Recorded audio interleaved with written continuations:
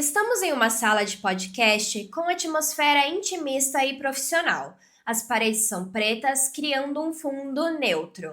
No centro da sala há uma mesa de madeira retangular. Sobre ela estão 3 canecas com café personalizadas com o logo do podcast. E ao lado, 3 taças de vidro com água. 3 cadeiras almofadadas pretas estão posicionadas ao redor da mesa, à frente de um microfone profissional. O ambiente é iluminado por uma luz branca suave que destaca bem os rostos e os elementos sobre a mesa. Ao fundo, uma cortina preta cobre toda a parede e, bem ao centro dela, uma TV suspensa exibe o logo do podcast. À direita da mesa está a apresentadora. Ela segura em suas mãos algumas fichas técnicas que consulta com atenção entre uma fala e outra. Nas próximas falas, os convidados e a entrevistadora farão a sua própria audiodescrição. Fala galera! Hoje estamos aqui para mais um episódio do Brasil Ancestral Podcast, o seu podcast, o meu podcast e da nossa ancestralidade. Aqui falamos especialmente sobre a cultura afro-brasileira, suas tradições, seus costumes, ritos, suas artes e também o seu empreendedorismo. Os convidados são especialmente aqui de Hortolândia.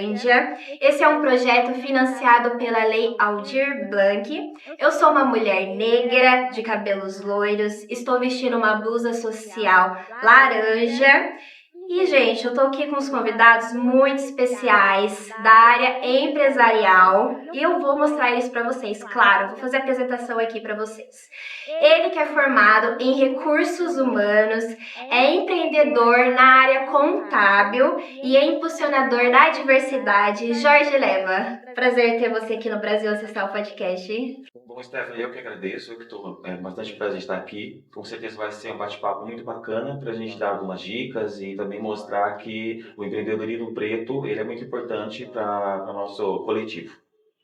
É isso aí. E ao lado dele, gente, uma mulher maravilhosa que é mãe, avó. Anotem isso, avó. Ela é graduada em contabilidade, matemática, pedagogia. Atualmente está cursando direito. E os dois fazem parte juntos do espaço afroempresarial aqui em Hortolândia. Fabiana Brito, é um prazer ter você aqui também. Stephanie, muito obrigada por esse convite. Fico muito grata por ter a oportunidade de estar aqui com vocês. Eu sou Fabiana Brito, estou hoje usando um blazer azul, uma camiseta preta com o símbolo do meu escritório, Confraria das Contadoras, e tem um escrito que fala: a contabilidade é a linguagem dos negócios e nós somos os poetas. Que lindo! E é isso aí. Falem pra mim, como que surgiu o espaço afroempresarial e o que significa? Por que o afro vem antes? Vem desse nome, né? Eu gosto muito de falar sobre estar, fazendo parte, do espaço afroempresarial. Isso nasceu através de uma lei, Hortolândia saiu muito na frente com essa lei. É o primeiro município do país que tem uma lei de apoio ao afroempreendedor. E através dessa lei foi disponibilizado esse espaço no shopping de Hortolândia para que os empreendedores tivessem um melhor acesso, a entender como é empreender de forma correta. Então, o espaço afroempresarial é uma junção da Reafro, que é a rede de afroempreendedores, que são empreendedores que são por conta própria, iniciativa privada, E aí tem o poder público, que veio com essa lei e junto com o shopping que disponibilizou o espaço. Nossa loja ela é itinerante, ela já teve em 4 espaços diferentes, então hoje, atualmente, ela está no piso térreo, ali na entrada do supermercado Tenda, e funciona de segunda a sexta das 9 às 17. E trazemos oportunidades na área de contabilidade, de segundas e quintas, fazemos atendimentos lá, mentoria, explicamos sobre fluxo de caixa, sobre o melhor local para viabilizar o negócio aqui, como criar um negócio, educação financeira. Eu tenho dúvidas, tenho uma empresa com dívida, o que eu vou fazer? A gente faz todas essas análises, tanto CPF quanto CNPJ. Então, o nosso atendimento hoje lá é esse, mas existem outros profissionais, né? E aí eu vou deixar para o Jorge falar dos profissionais que atendem lá, senão só eu vou falar. Sim, então, além do atendimento contábil, é muito bacana essa gama de propostas ali, porque muita gente não sabe por onde começar. Então, ter esse apoio, né, de diversos profissionais lá, como o Fabi falou da área contábil, com certeza aí da base, né, para começar o empreendedorismo, é ter um acesso a um atendimento contábil, né, para saber como começar, onde começar, de que forma. Então, também tem o atendimento de marketing, porque como não divulgar o seu serviço. Às vezes, o empreendedor, ele por si só, ele é o tudo, né, o Tudo. financeiro, ele é o marketing, ele é o tudo da empresa. E só que às vezes ele não sabe se divulgar. Tem muitos empreendedores na cidade, que são conhecidos até na região, e não sabe, não está nas redes sociais, que hoje em dia não tem como não estar nas redes sociais, né?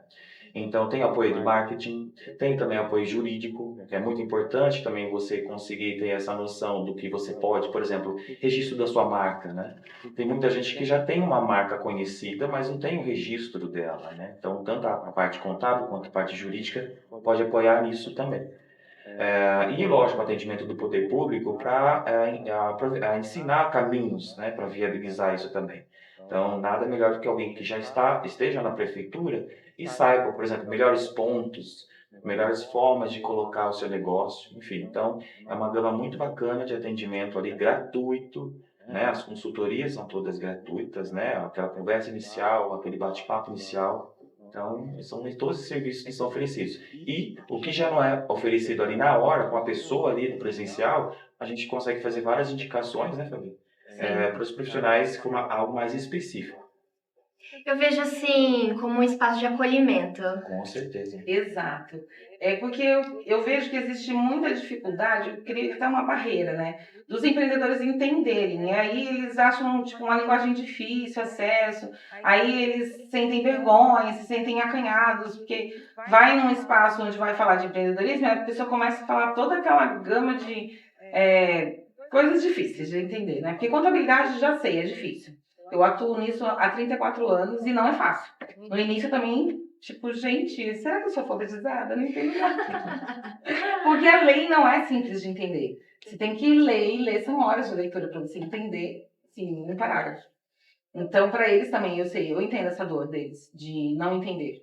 E aí, para não parecer assim, porque eu não entendo, eu tenho que ficar perguntando várias vezes, eu prefiro eu me virar sozinho. Só que se eu me virar sozinho, acaba não dando certo. Então, lá é um espaço que vai tirar desmistificar, que lá não é chato. Lá é um espaço para você tirar dúvidas simples, que todas as dúvidas, independente de ser uma coisa simples ou uma coisa muito difícil, a gente está ali para ajudar. Em todos os processos, Sim. desde a abertura até o próprio desenvolvimento do negócio. Isso, a gente vai fazer a orientação da abertura lá, não faz a abertura, mas a gente vai fazer toda a orientação de como abrir, qual é o melhor modelo societário, o melhor momento seu para abrir o CNPJ, em qual modelo tributário, tudo isso a gente vai estar orientando lá. Então, esse é o propósito, acolher e usar uma linguagem de simples acesso, que a pessoa realmente entenda e se sinta, tipo, à vontade, né? Com esse linguajar que eu sei que não é fácil. E a pergunta que não quer calar, vocês já foram CLT? Uau! Já. Quem nunca, né? Divide um pouco com a gente. E ao menos tempo, né? Então, a minha última experiência foi até a pandemia, que tudo aconteceu.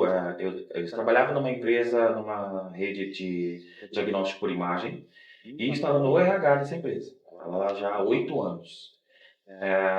Obviamente, né, conforme aconteceu com a pandemia, muita gente teve muita dificuldade nessa época, e como era da saúde, então muito mais, porque tinha, né, todo dia mudava alguma coisa. Então, eu trabalhei toda essa mudança que acontecia todos os dias aí.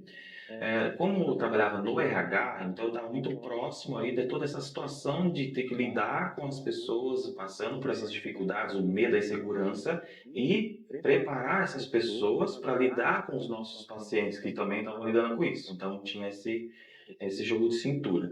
Mas fui uma das pessoas agraciadas, vamos dizer assim, com a demissão em plena pandemia. Então, aquele susto, né, que muita gente estava passando, eu me vi naquele susto.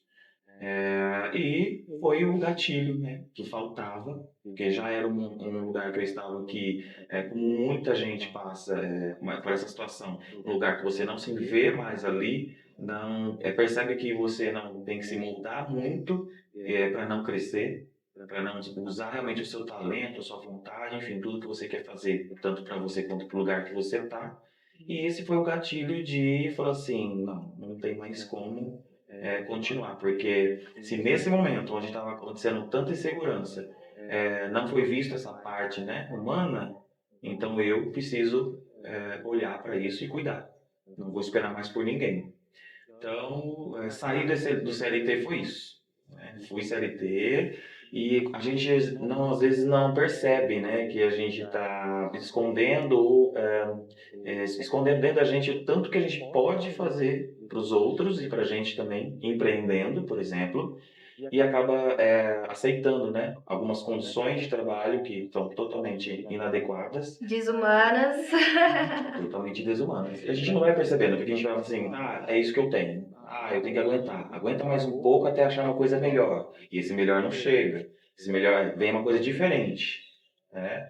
Então foi isso que acabou gerando gatilho, né, para não ser mais CLT. A busca da liberdade, né? Eu acho que é o que todos procuram, né? Poder, igual você falou, poder mostrar seus talentos sem ninguém podando ali, se sentir livre, né? Pra poder se expressar e criar algo, né? Sim, o povo preto, é assim, muitas vezes a gente foi colocado no lugar de meu talento é a arte. Então, se eu quiser me destacar, eu tenho que saber fazer alguma coisa com a arte. Eu acho também que, né, o povo preto sempre foi muito colocado nesse lugar de tipo, olha, você não pode se destacar em outra área. Você tem que gerar entretenimento. É uma coisa bem polêmica, mas a gente vê muito isso. Então, a gente não está acostumado, ou foi criado para falar assim, não, é um preto protagonista, empreendedor, ou enfim. A gente não está acostumado com isso. Então, a gente fica ali, às vezes, sabendo fazer muito mais, saber lidar muito mais com questões, né, dentro da parte organizacional, mas fica sujeito né, às ordens, enfim, às formas ali que tem todos os dias. Então, foi isso. Não, eu posso muito mais. Entendeu? Eu posso fazer do meu jeito, sim, mas eu posso fazer de um jeito melhor também. Então, foi dessa forma que eu encontrei. Não, tem que fazer por mim, claro, com um apoio, né, que eu acho que assim, o coletivo é o grande diferencial para o empreendedorismo preto. Então, eu não acredito que sozinho, né, muitas coisas que já são difíceis, elas se tornam, assim, barreiras que fazem muita gente desistir. Mesma coisa do espaço afroempresarial. É algo coletivo, justamente para quebrar essas barreiras, facilitar mais essa chegada do preto, né, do povo preto no empreendedorismo. Sim. E pra você, Fabi, como que foi sair do CLT? Eu sou filha de empreendedor, né? Meu pai trabalhava por conta, né? Nessa época não se falava, né, que ninguém era empreendedor. Meu pai trabalhava por conta. E ele era da construção civil, pedreiro. Meu pai só tinha a quarta série e ele não entendia muito bem essa questão de estudos. E eu sempre fui apaixonada por estudar. Então eu nasci fora da casinha, porque não é aquela coisa, mas aprendeu em casa. Não, minha mãe tinha a oitava série, meu pai tinha a quarta série. E eu sempre fui apaixonada por livros. Tinha uma aula vaga, eu estava dentro da biblioteca lendo um livro. Você acha importante adquirir esse conhecimento? Dá pra ver, né? Pela quantidade de faculdades. Assim, é uma coisa, eu acho que nasceu comigo. Eu não sei explicar. Eu sempre gostei muito de livros e automaticamente de estudos. Então, eu automaticamente saí de um curso, eu ia para o outro e sempre queria mais e mais e mais. E trabalhei por 28 anos como CLT. E sempre com aquela coisa assim, eu quero ajudar as pessoas.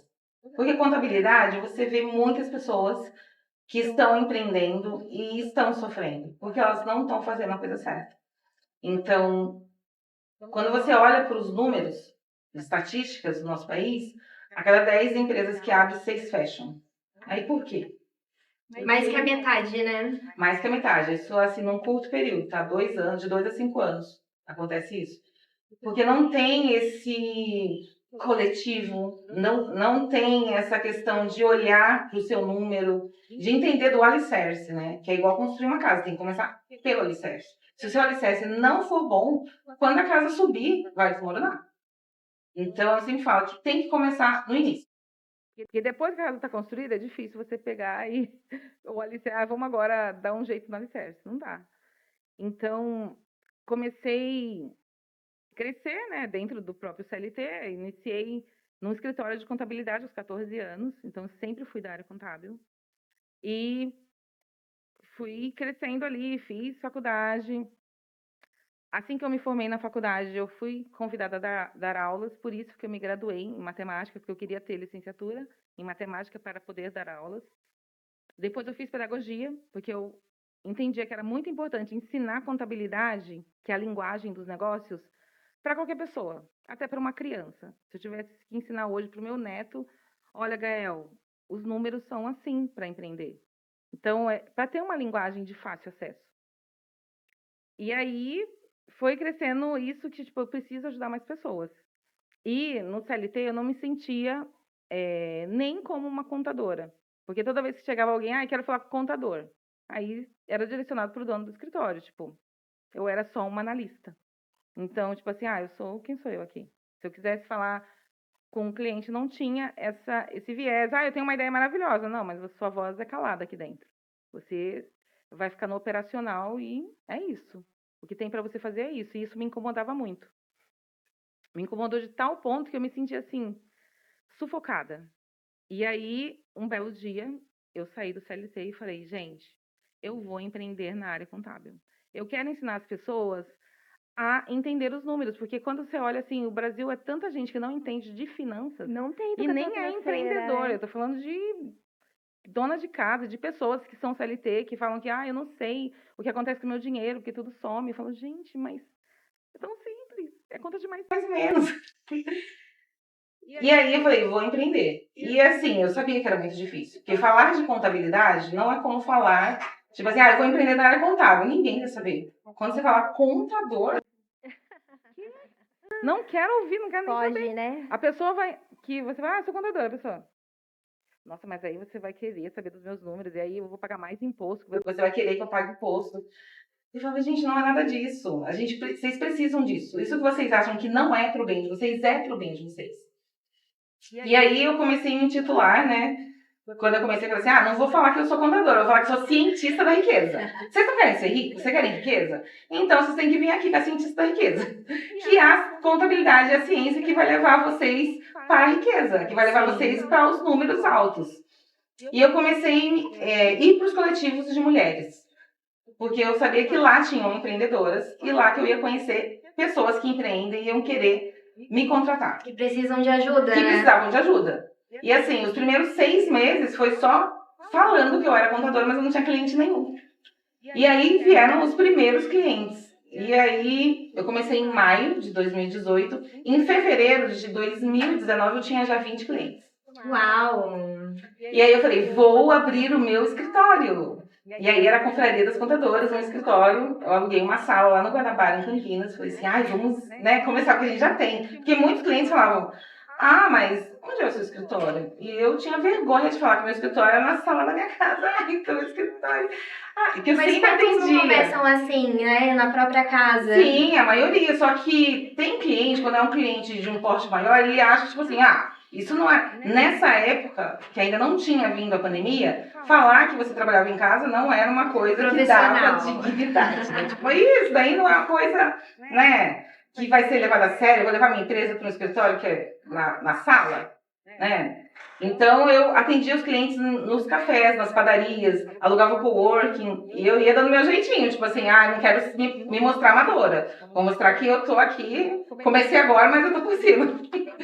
E quando eu aluguei meu escritório, eu fiz uma comemoraçãozinha, chamei todos os clientes, era início de fevereiro. E no final de fevereiro veio, né, o governador e falou, olha, contabilidade não é um serviço essencial.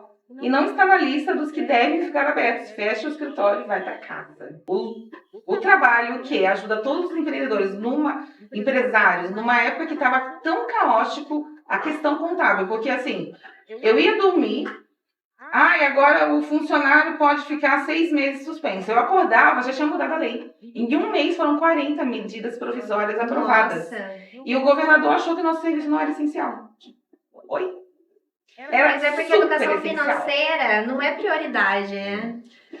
Eu falo, gente, eu não entendo. Como assim não é prioridade? Eu tô ficando louca de E eu tanto, trabalhava no né? RH, eu não tinha Gente, a não tinha contabilidade minuto mais. para conseguir ajudar. Mas eu falo que uns choram, outros vendem lenço. Foi nesse momento Sim. que, tipo assim, todo mundo desesperado e tal. Eu fui pra casa com o escritório fechado. Eu só tinha 20 clientes. E todos eles fecharam as portas também, porque não eram essenciais. E aí eu pensei, nossa, é agora que vai vir aquela parte, né, que eu vou passar fome. Mas, às vezes eu tava lá no meu quarto, eu lembro, eu tava chorando e alguém mandava uma mensagem. Você pode me ajudar em alguma coisa? Claro! Deixa eu rolar aqui. Só se for agora. Vamos. Agora, calma aí. Ajudava. Eu criei um e-book nessa época e para ajudar as pessoas a conseguir o auxílio emergencial que muita gente não conseguia. Eu ajudei várias pessoas que precisavam ter esse auxílio, não conseguiam. Eu, Fabiana, não consegui. Porque na época, no ano anterior, 2018, eu tinha recebido mais que 28 mil, que já tinham acabado, claro. Sim. E aí, quem recebeu até 28 mil não ia receber mais nenhum auxílio. Então, não tive auxílio. E aí, eu tive que me virar. Mas eu falo que foi muito gratificante ajudar todas essas pessoas, que elas também me ajudaram. Volta, né? De volta. Teve gente que falou assim, e eu fiz de graça. E aí, algumas pessoas falam assim, eu vou te dar R$200, porque você me ajudou, senão eu não ia conseguir. E eu também vou te dar 100, sem eu ter cobrado. E aquela coisa assim, da multiplicação mesmo. E isso me ajudou e eu nunca precisei fazer uma corrida de Uber. Eu sobrevivi a pandemia inteira com o meu trabalho. E hoje eu tenho 120 clientes. Então, assim, faz pouco tempo que eu empreendo, a gente ainda é uma empresa pequena, um bebê, né? Porque até 5 anos a empresa ainda é considerada uma empresa bebê, então a gente é um baby. A gente está aí aprendendo, mas eu falo que a gente aprende muito com o outro. Eu gosto de aprender com o erro dos outros. E eu vejo, fulano errou nisso na empresa dele, porque a gente até tem esse acesso, né, de conhecer várias empresas e ver aonde eles estão errando. Então, eu pego isso para mim e aí transformo também em educação para ensinar os outros. Então, eu acho que o meu propósito é ajudar as pessoas, tanto pessoa física quanto pessoa jurídica, a empreender e a ter essa visão sobre o dinheiro. E como que é as barreiras que uma pessoa negra enfrenta para empreender no Brasil? Só não vou falar que são todas, né? Porque senão ia poder listar, mas praticamente todas ali, com certeza a gente enfrenta a maioria e mais de uma vez. Eu acho que a grande diferença também é essa, né? Bom, a gente coloca as mesmas barreiras para todo mundo, legal. Vamos falar daquele ponto de partida, como se todo mundo estivesse partindo do mesmo ponto de partida, né? A tal da meritocracia, né? Então já começa aí, né? O ponto de partida, e aí depois vem as barreiras e os problemas, né? Problemas não, enfim, as dificuldades. Então, por mais que a gente enfrenta as mesmas, mas não é só uma vez. Então, por exemplo, não é a mesma, eu enfrentei essa barreira aqui nesse lugar ou por essa situação. Se eu tiver que virar as costas para uma outra direção que eu quiser tomar, eu vou ter que enfrentar de novo. Então, às vezes, isso também atrasa. Não só não partir do mesmo ponto de partida e também ter que enfrentar mais de uma vez as mesmas coisas, né? Mas o gancho que a Fabi falou, eu acho que isso é o que impulsiona, é o propósito. Quando a gente encontra o propósito, isso torna uma força, né, dentro da gente que muda o jogo. Porque muitas vezes a gente cansa, né, e retrocede. Sim. Cansa e acredita que não vai dar certo, e acredita que o medo também tira bastante, né, esse entendimento de que a gente pode muito mais. Porque a gente sempre foi muito jogado, né, em cima da gente que, olha, você não pode, você não consegue, não é para você. Sim. Então isso fica na cabeça da gente e isso muda muito, sim, a forma como a gente vê as coisas. Porque tudo é na mente, né? Se você já joga na sua mente, confirma, aceita que você não pode, não é para você não consegue, para você vai ser 10 vezes mais difícil, então deixa para lá, você vai acreditando e vai fazendo dessa forma. Então, vai aceitando ficando no CLT, ou começa a empreender e para, ou desiste, Existe. entendeu? Então, é o vai com medo mesmo.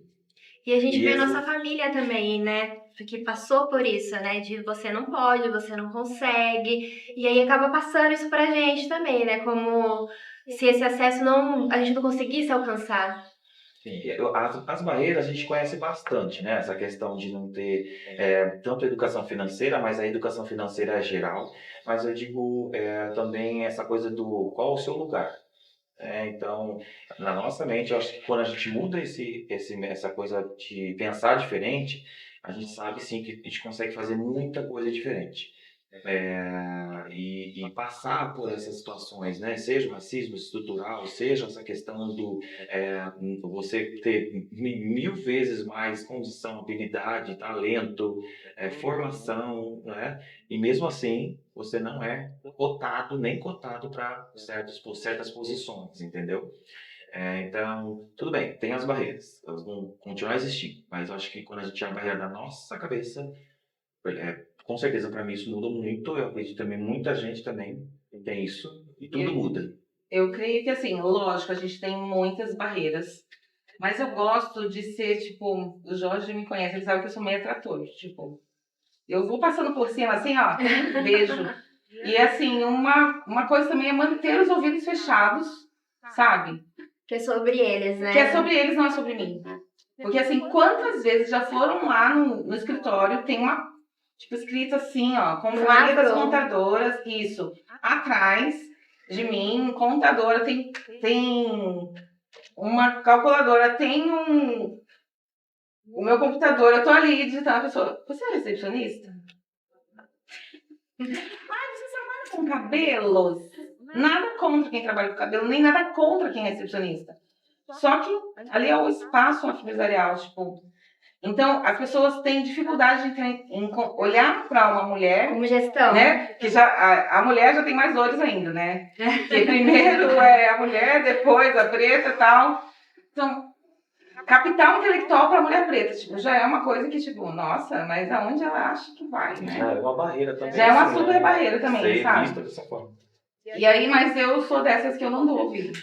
Eu acho que tem uma coisa que é o talento e o estudo também, que eu acho que isso é inegociável. Não tem como alguém não enxergar a sua luz, o seu brilho. Que, assim, cega os olhos dele. Essas coisas, tipo, eu tô aqui, não adianta você querer, sabe, apagar minha luz que não vai dar. Não vai dar porque a minha luz é muito forte. Então não vai ser um comentário maldoso, não vai querer ser um boicote que vai finalizar quem eu sou. Eu sou isso e, assim, eu tenho que me manter aqui, forte. Dói. É aquela coisa, não sei, tem uma imagem do tubarão que mostra ele todo lindo de um lado e do outro lado, quando ele passa, ele tá todo cheio de cicatrizes. Então, essa, assim, aquelas coisas, você tá cheia de cicatrizes, tá sangrando por dentro, você tá aqui, ó, impecável. E é isso, assim, eu acho que essa é uma... o sucesso é o contra-ataque. Ataque eles também e nariz em cima é isso. Me aguentem. E você acha importante essa questão do estudo, do preto ir atrás do conhecimento para ele conseguir acessar esses lugares de Eu autogestão, De de ser extrema. empresário, de ter seu próprio, como você disse, conquistar seu espaço? Eu não teria nada disso se não fossem os estudos que eu tenho. Eu não Uau! teria acessado nada. Porque, assim, tudo que eu fiz até hoje me levou para outros espaços, tipo assim, eu fui para outro nível mesmo. É aquela coisa, entre uma arma e um livro, né? A arma te leva mais rápido, mas por quanto tempo você vai se manter no poder com uma arma? Você pode conseguir dinheiro, tá? Eu sou bambambam, tá aqui, mas e aí, por quanto tempo? A arma te dá isso. E o livro? O livro é um conhecimento que ninguém te rouba. Ele não vai levar você para o cemitério. Então, o livro é aquela coisa de conquista. Que eu acho que, assim, o nosso povo, eu vejo com poucos acessos, porque eles também ainda não acreditam muito no estudo. Então, se acreditar um pouco mais no estudo, vai mais longe. Nesses lugares de acesso. Porque precisa. Muito. É isso aí, ó, gente. Que conversa inspiradora, viu? Gente, contem pra mim, assim, se vocês já tiveram alguma história impactante que vocês viram, assim, da vida da pessoa chegando até vocês e ser transformada por ter acesso a esse serviço. Bacana. A gente tem um empreendedor, que inclusive veio até de outro país, preto, né? Ele chegou pra gente lá, primeiro com as barreiras culturais, né, aqui, e também para essas barreiras de ele conseguir empreender aqui. Porque como queria aprender, como queria fazer para entender esse empreendedorismo e o empreendedorismo cultural daqui, né? Que é totalmente diferente. Então, não só a parte técnica, né? Registrar a empresa, que ramo que era melhor, enfim. E o trabalho dele é algo que tem totalmente ligação com essa coisa, com essa questão do ser algo afrocentrado e ser em relação a ajudar essas pessoas a terem esse entendimento, né, através da psicanálise.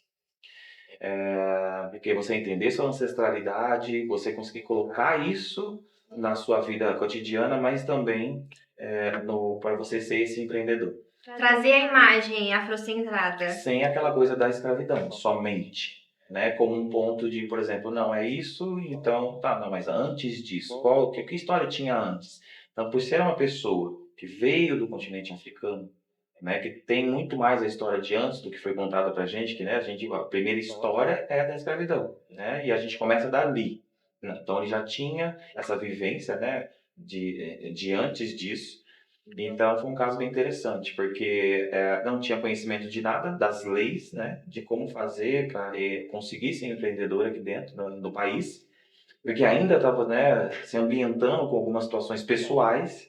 Então, ali, ter o espaço afroempresarial ali foi interessante para ele, de ajuda e de segurança, porque ele pôde ficar tranquilo de ser atendido, né, por pessoas pretas, que já também entendiam a dor dele, né, que tinha esse lado, essa visão dele, né? Iria ser atendido de uma forma acolhedora para que ele pudesse conseguir ter a empresa dele.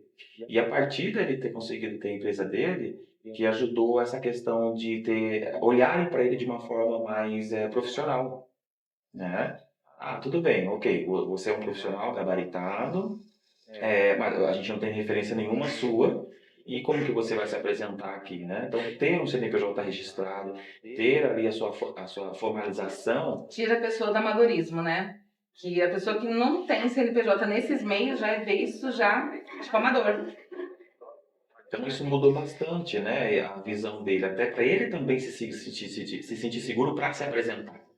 Isso mudou bastante a forma como é que ele conseguiu vender, né, o que ele poderia oferecer, porque é venda, né? Não tem como. Sim. Por mais que não era nada de comércio, ele tinha que saber como se vender, como ter a postura, né? Então, ali no espaço, conseguir registrar o CNPJ, ele ouvir bastante os conselhos, as ajudas, as indicações, né, até do poder público também em relação a ele conseguir direcionar melhor o trabalho dele. Então, isso a gente considera como um caso bem bacana de que deu certo. Veio do zero, né, e tem essa questão da história, né, totalmente ligada ao espaço afroempresarial. Achei muito, vamos chamar de coincidência, né? Uhum. Mas imagina, você receber uma pessoa, né, que veio lá da África e que tentando ser empreendedor, encontrou o espaço afroempresarial para fazer isso.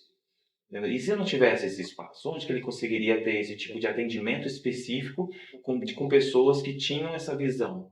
Né? Não ia ter outro lugar. Uma outra pessoa que também eu vejo que é uma pessoa de referência, assim, de dores, foi um senhor que chegou até o espaço esse ano, faz poucos meses que ele veio, e ele já tem mais de 70 anos, e aí ele é do meio artístico, e aí uma pessoa tentou ludibriá-lo.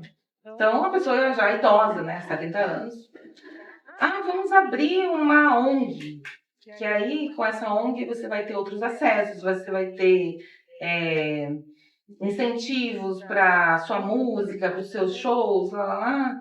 E ele confiou nessa pessoa e deu todos os documentos dele e tal. E a pessoa abriu a ONG e sumiu. Nossa.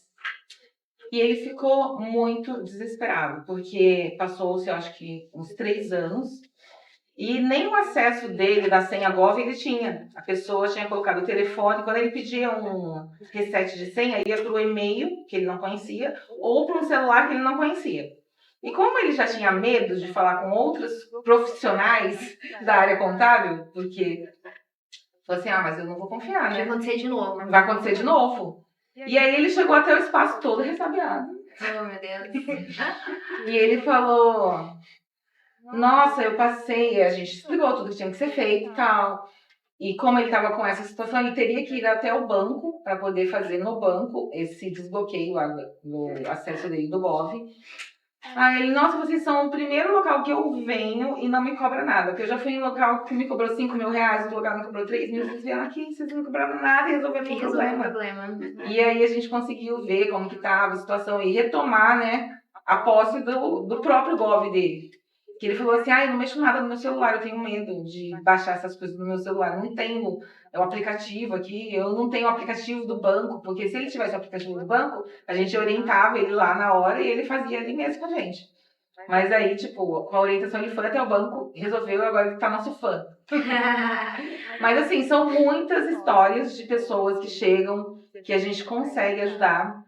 E isso é motivo de muito, é ajudar, é inspirar, pessoas que falaram, nossa, Fabiana, com sua ajuda, eu consegui trocar o meu carro. Eu tinha um sonho de trocar o carro, e aí eu vi você trocando o seu, eu vi que deu certo, e eu troquei o meu também. Eu falei, gente, isso é impactar a vida das pessoas de forma positiva. Isso faz a gente feliz, muito feliz mesmo. Você não ter desistido é agente de transformação, né? Sim. Para várias pessoas. Exato. Além do seu trabalho, né? Mas sua história de vida, né? Uhum. A importância da gente ser resistência mesmo. Exato. E lutar por o que a gente acredita, mostrar nossos talentos. Vocês acham que esse é o maior impacto que o espaço afroempresarial faz na vida da população negra? Sim, assim, e acreditar nesse coletivo, né? Por conta de muitas barreiras, né, que aparecem, a gente vai desistindo e achando que não Ninguém tem outros pode ajudar, caminhos. né? E vou pedir ajuda para quem? Vou pedir ajuda aonde? Né? Então, eu acho que essa força de quando a gente se junta, faz toda a diferença, né? Seja porque, assim, os problemas vão continuar, as dificuldades vão continuar. O que muda é quando a gente entende que dá para ir sim, com um direcionamento melhor, com certeza faz o caminho ficar menos complicado, né? Ou então a gente enxerga as oportunidades, as chances também. Esse conceito de afroempresarial, ele é novo? Ou eu que não conhecia muito? Vocês são pioneiros? Eu posso dizer que nós somos pioneiros, sim, porque a lei é de Hortolândia, foi criada em 2018. Você citou que Hortolândia saiu na frente, né, com essa lei? Sim, ainda não temos nenhum outro município com essa lei. Pra você ver como, tipo assim, Hortolândia já mostrou que isso existe e pode ser feito. E que dá certo. E dá certo. Eu acho que isso deveria impactar, pelo menos os municípios do lado, né? Que olha só, vamos fazer isso também.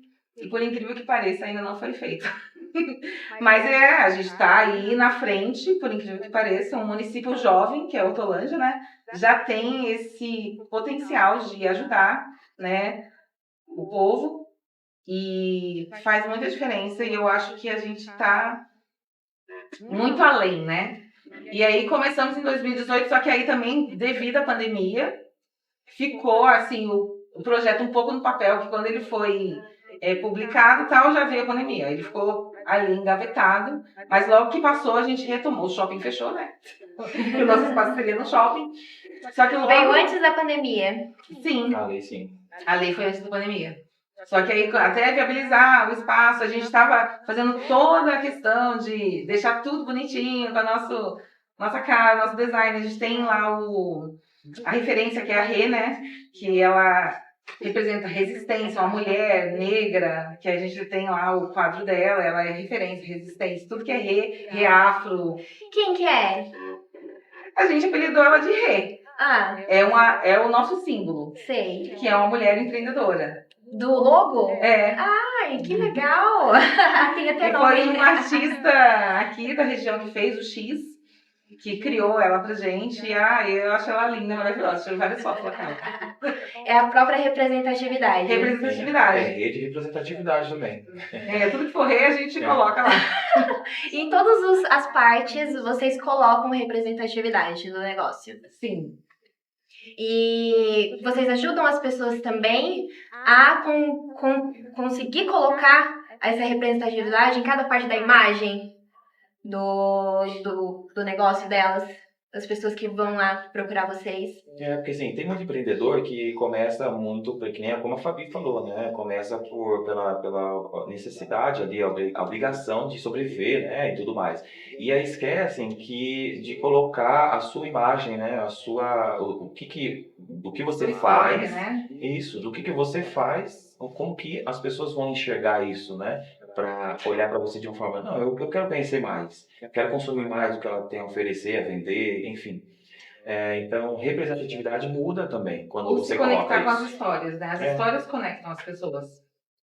E vocês sentem que as pessoas se conectam com a história de vocês, o que vocês querem passar lá no espaço empresarial? Muito, sim. As mulheres em geral, então eu sou uma mãe solo, que cuidou de 3 filhas, então, tipo, quem nunca, né, teve nessa realidade aí, de se ver assim, e agora, eu tô sozinha, como faço? Chega gente querendo desistir? Chega assim meio, gente, eu vim aqui, mas eu não sei bem o que eu tô fazendo aqui, me ajudem. A maioria chega muito desanimado, porque... A maioria? A maioria. Mas esse é o problema, as pessoas não entendem como fazer. Aí na hora que você explica pra elas, você fala, gente, é assim. Porque todo mundo acha que vou criar uma empresa. Mas a empresa dá muito gasto. Mas quem te disse isso? Que dá muito gasto. Você sabia que é mais vantajoso ser CNPJ do que CPF? Na questão de empreendedorismo, aí a gente começa a falar pra ela, né? Quais são os maiores benefícios? Os maiores benefícios. Vamos supor que ela inicie sendo MEI, né? Que geralmente se eu iniciei um negócio e esse negócio está dentro lá das atividades permitidas pelo MEI, é o melhor pontapé inicial. Primeiro benefício, você vai pagar, já vai ter as suas garantias de previdência, porque o empreendedor esquece do seu CPF nesse momento, né? E aí talvez não tenha nada de garantias. Às vezes eu fico olhando um exemplo que eu vou dar, motoboy. Ele empreende, sou iFood, sou, sei lá. E não tem o MEI. Eu falo, e se esse cara cai? Quem que vai subsidiar a família, ele mesmo? E eu penso, mas não adianta pagar. Adianta sim. Ou acha muito, né, aquele valor. E é o menor valor, tipo, hoje tá em torno de 80, 90 reais. Isso. Só que é o menor valor, porque se você tem esse valor, você já tá pagando pelo seu INSS, né? Que a contribuição do mês, 5% do salário mínimo é do INSS. E aí você contribui com mais R$1 para o Estado, caso seja comércio, ou R$5 para o município, caso seja prestador de serviço. Então, vale muito a pena você ter essa regularização. Fora que te dá essa propriedade de realmente ter um CNPJ, você não negociar com empresas. Eu tenho uma amiga minha que ela abriu um espaço de bolos e aí a primeira venda dela foi para uma farmácia. E eu tinha orientado ela a abrir o MEI, né? Ela, nossa, eles vão pedir uma nota e agora? E agora você tem nota, você pode emitir uma nota para eles, olha que legal. Você não é uma pessoa que está irregular, então você consegue ir adiante, sabe, vender para a empresa, que tem um poder aquisitivo bem melhor do que uma pessoa física. Então, ela já começou fazendo a inauguração da farmácia, ela que serviu os bolos e serviu todo o coquetel de café da manhã na primeira venda que ela fez. Então, isso traz abre essas portas, possibilidades de empreender de forma assertiva. Profissionalismo. Que você não é só mais um, né? Não é só mais um na multidão, não é só a tiazinha do bolo, de pote. Você é o CNPJ. Estruturar a empresa para crescer cada vez mais. Sim. Então é importante ter esse acompanhamento no começo. E vocês acham importante esse impacto que causa para esses empreendedores, o serviço que vocês fazem? Sim, é porque eles conseguem ter esse olhar, tipo, além do horizonte. Tipo, nossa, eu tô começando aqui, mas isso aqui tem tudo para dar certo, porque eu posso crescer de forma assertiva. Não só com a contabilidade que nós temos a oferecer lá dentro, mas, e se eu for fazer um contrato? Tem aqui a advogada que vai poder me orientar juridicamente como eu faço. Tem também a pessoa do marketing que pode me ajudar a vender mais com as minhas redes sociais. O que eu faço? Faço um Reels, eu faço um Stories, eu faço... Então, é um combo de produtos que todo empreendedor precisa. E é feito de forma gratuita essas orientações? Tudo gratuito. Sim, consultoria, assessoria ali, né? Qual o caminho? Porque às vezes as pessoas têm o ímpeto, né, de começar, de ir, mas o direcionamento às vezes não tem. Então, o caminho certo e às vezes até o como fazer, mesmo com muitos detalhes, a pessoa recebe totalmente essa orientação. Então, isso acaba tirando dúvida, um pouco de medo, ou pelo menos medo de algo que realmente era uma coisa simples e a pessoa achava que era um bicho de sete cabeças, por não ter educação financeira, né? Então, acaba saindo de lá bem aliviado. Então, tanto a pessoa sai de lá acreditando mais e também com direcionamento prático, né? Prático, teórico ali, para que ela consiga colocar o plano dela em ação.